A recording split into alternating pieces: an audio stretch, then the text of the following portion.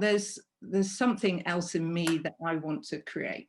I guess is how I left. And I actually remember going to a Kundalini yoga session afterwards and lying there, and just Soulhub, the word Soulhub came into my head.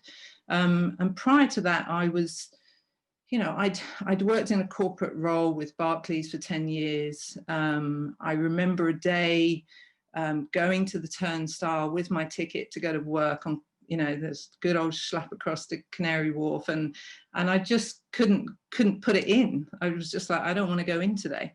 And I rang Claire, my boss at the time, and just said, I'm not coming. And she was like, are you all right? And I'm like, no, not really. And I just took time just to kind of sit and go, what, you know, what is it? And it was kind of an unsettlingness, I guess, within me, which, you know, looking back, it had been there for a number of years.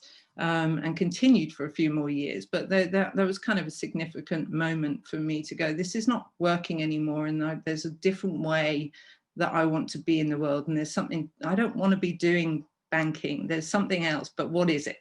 I then took off traveling around the world for 12 months.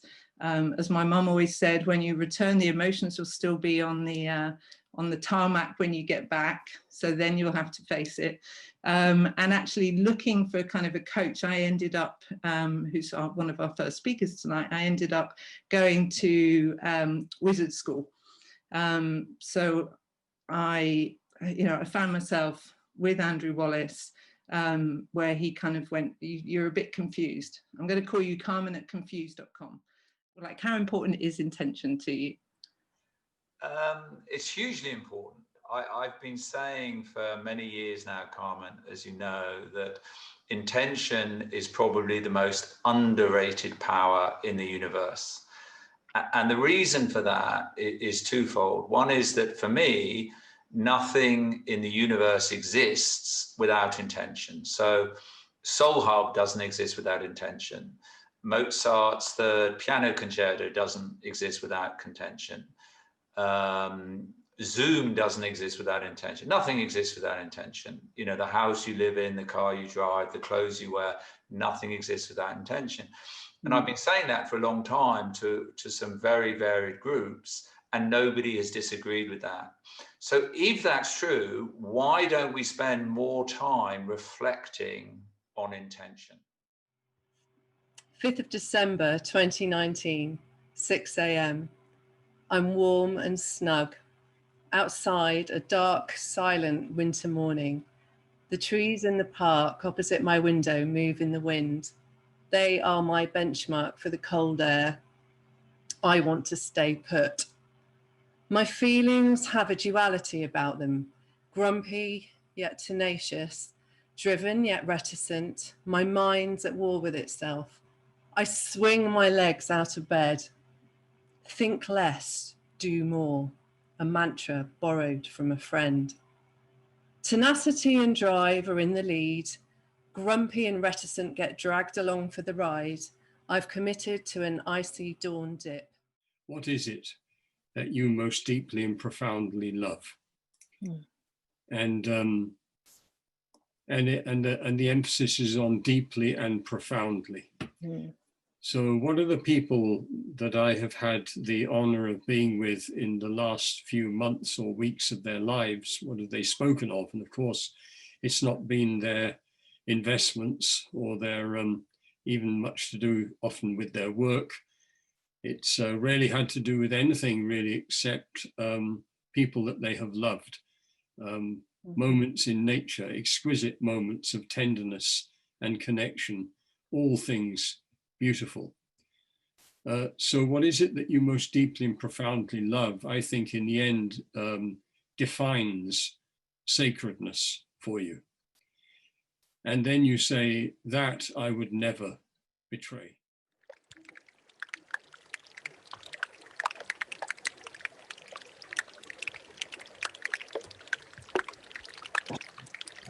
Recording the sounds of icebergs in Antarctica is one of those outlying opportunities that is hard to have anticipated, let alone prepare for.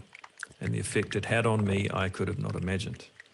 But as our chartered vessel, Australis, skippered under the stoically capable watch of Roger Wallace, sets off across the Drake Passage en route to the Antarctic Peninsula, I realised that over 2 years of planning has come to fruition. As you know, the weather's not really ideal. It's far from ideal. It's about 40, 50 knots tonight, and there will be apparently 10-metre seas.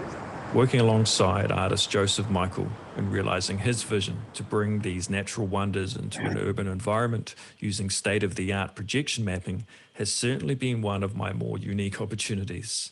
Mixing my two favourite things in life, water and sound, I take my producer hat off and securely fasten that of sound recordist as our 9-strong team arrive from New Zealand at the Antarctic Peninsula in February 2015.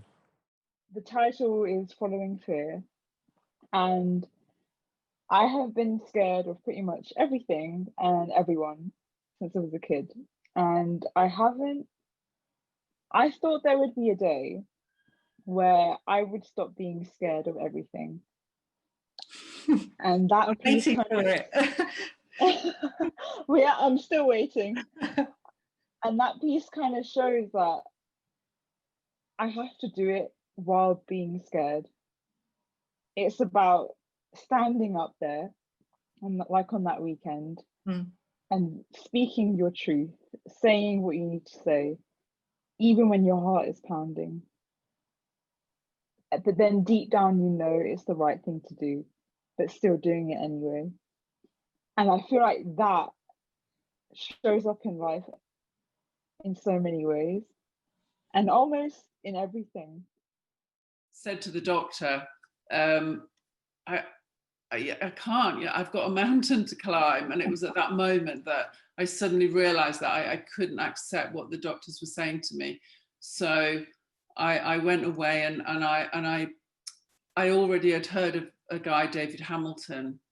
And then through him, I found, well, synchronicity. I learned about Joe Dispenza, and who says that if you visualize your future and believe it and feel it, then your brain doesn't know the difference. So it was kind of my only chance, really, because I wasn't scared of dying. I was scared of not being alive.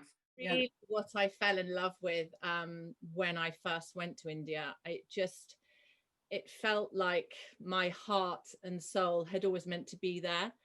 And even I don't know, it's the most bizarre thing, but even in my house, my home, which you've been to, and at art school, in a way, everything seemed to relate to those moments that I was there when I went there sort of 7 years ago. And, all the little things that I kept and things that interested me, like little textures and patterns and fabric, and that I sort of hoarded and kept, were just all part of everything that I saw. I know exactly the smells, exactly where I was. I would never have to date them or anything. I just know exactly where I was, what was happening, who was there, how many children were sitting next to me, all of the things that how many cows. Yeah, how many cows, all these things.